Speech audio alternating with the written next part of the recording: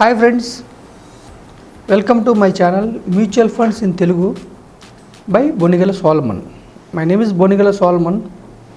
My number is 8790492910. Friends, నా channel మీకు నచ్చితే సబ్స్క్రైబ్ చేయండి. నా యొక్క సబ్జెక్ట్ మీకు నచ్చితే షేర్ చేయండి. ఫ్రెండ్స్, ఈరోజు మనం awareness 5, mutual funds awareness 5. In equity fund what are different schemes? Friends, ఈక్విటీలో వివిధ రకాల స్కీమ్స్ ఉంటాయి మనకి. అవేంటి?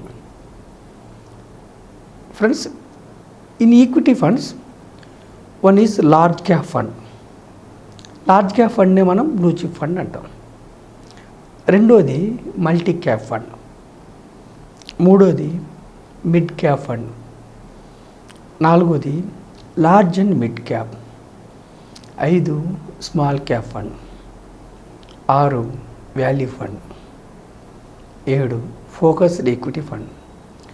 ఈ 7 ఫండ్స్ ఏంటి? మీకు చాలా కన్ఫ్యూజన్ ఉంది కదా ఫ్రెండ్స్. 7 ఫండ్స్ ఏంటి? ఇప్పుడు మన భారతదేశం స్టాక్ మార్కెట్లో సుమారుగా 4,000 నుంచి 5,000 కంపెనీస్ లిస్ట్ అయి ఉన్నాయి. అయితే మార్కెట్ క్యాపిటలైజేషన్ అంటే ఏంటంటే ఫ్రెండ్స్, ఆ కంపెనీకి నంబర్ ఆఫ్ షేర్స్, సపోజ్ ఒక కంపెనీకి నంబర్ ఆఫ్ షేర్స్ 1,00,00,000 ఉన్నాయనుకోండి friend. 1,00,00,000 into share value. Suppose ఈరోజు ఆ కంపెనీ షేర్ 100 రూపాయలు ఉందనుకోండి ఫ్రెండ్. ఈ 100 రూపాయలు ఇంటూ నంబర్ ఆఫ్ షేర్స్ అంటే 1 crore షేర్స్ అంటే 100 crores-ని మార్కెట్ క్యాపిటలైజేషన్ అంటారు. సపోజ్ ఆ షేర్ ఈరోజు 1,000 రూపాయలు అనుకోండి ఫ్రెండ్స్. 1,000 crores మార్కెట్ క్యాపిటలైజేషన్ ఆ కంపెనీ.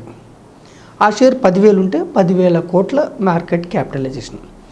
అయితే ఈ మార్కెట్ క్యాపిటలైజేషన్ ఏ కంపెనీకి ఎక్కువ ఉంటుందో ఆ కంపెనీ మన భారతదేశంలో నెంబర్ 1 కంపెనీ.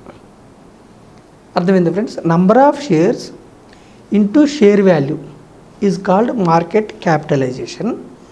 ఈ మార్కెట్ క్యాపిటలైజేషన్ ఎంత ఎక్కువ ఉంటే ఆ కంపెనీ ఇండియాలో నెంబర్ 1 కంపెనీ. మనకి గత 1 year నుంచి టీసీఎస్, రిలయన్స్ పోటీ పడతాయి. ఒక నెల టీసీఎస్, ఒక నెల రిలయన్స్. అంటే షేర్ వాల్యూ పెరిగినప్పుడు ఒకసారి అది, ఒకసారి ఇది. అంటే అవి number 1 companies in market capitalization in India. ఇలా నెంబర్ 1 నుంచి 100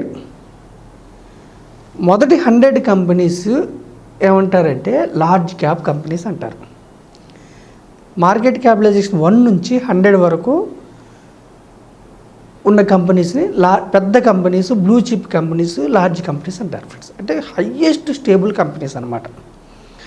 ఈ కంపెనీస్లో నుంచి మన మ్యూచువల్ ఫండ్ సంస్థల్లో ఫండ్ మేనేజర్ ఏం చేస్తాడంటే ఫ్రెండ్స్, మళ్ళీ ఈ 100లో కూడా ఒక 30 to 40 కంపెనీస్ని మళ్ళీ పిక్ చేసుకొని, మొత్తం 100 కాదు, 30 to 40 or 50 పిక్ చేసుకొని ఆ 50 కంపెనీస్లో ఇన్వెస్ట్ చేస్తే, ఆ 50 కంపెనీస్ ఇన్వెస్ట్ చేస్తే ఆ ఫండ్ని ఏమంటారంటే ఫ్రెండ్స్ లార్జ్ క్యాప్ ఫండ్ అంటారు. అయితే ఆ 30 to 40 కంపెనీస్లో సమానంగా ఇన్వెస్ట్ చేస్తారా మన 100 రూపీస్ అంటే? సమానంగా ఇన్వెస్ట్ చేయరు.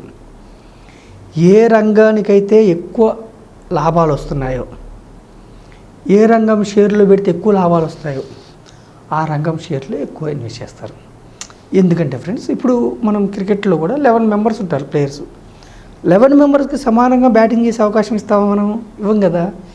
ఓపెనర్స్కి ఎక్కువ ఆడేలాగా వాళ్ళని మనం పంపిస్తాం.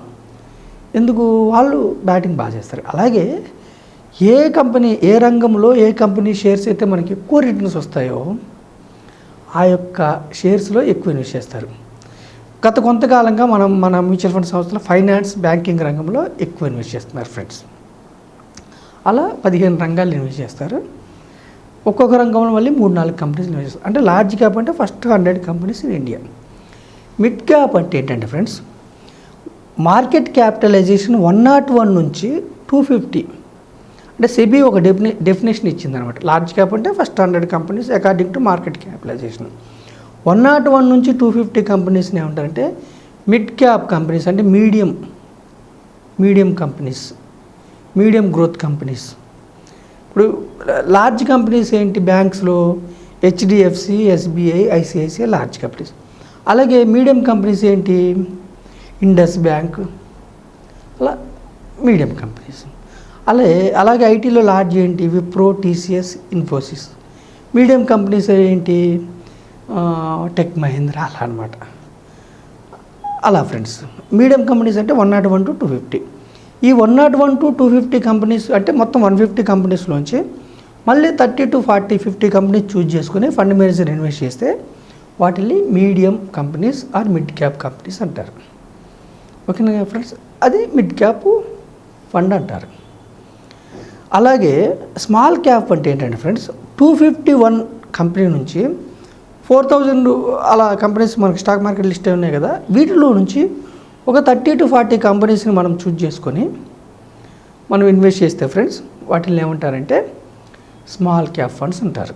నెక్స్ట్ మల్టీ క్యాప్ అంటే ఏంటంటే ఫ్రెండ్స్, మనం 100 రూపీస్ ఇస్తే, మల్టీ క్యాప్ ఫండ్స్ అంటే ఏంటంటే ఫ్రెండ్స్, మనం 100 రూపీస్ ఇస్తే ఫండ్ మేనేజర్ ఏం చేస్తాడంటే ఒక 60% వరకు లార్జ్ క్యాప్, 20% వరకు మిడ్ క్యాప్, 10% స్మాల్. అంటే అతనుకి ఒక ఫ్లెక్సిబిలిటీ ఉంటుంది మల్టీ క్యాప్ ఫండ్లో. లార్జ్ క్యాప్లో ఇన్వెస్ట్ చేయాలా, మిడ్లో ఇన్వెస్ట్ చేయాలా, స్మాల్లో ఇన్వెస్ట్ చేయాలన్నది అతని యొక్క ఫ్లెక్సిబిలిటీని బట్టి అతను మూడిట్లో ఇన్వెస్ట్ చేస్తాడు ఫ్రెండ్స్. దాన్ని పేరులోనే ఉంది మల్టీ.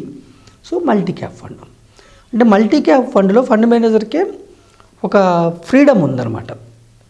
లార్జ్ బాగా పెర్ఫామ్ చేస్తాయి అన్నప్పుడు లార్జ్ కంపెనీస్లో ఇన్వెస్ట్ చేస్తాడు. మీడియం కంపెనీస్ బాగా పెర్ఫామ్ చేస్తున్నప్పుడు మీడియంలో పెంచుతాడు ఎక్స్పోజరు.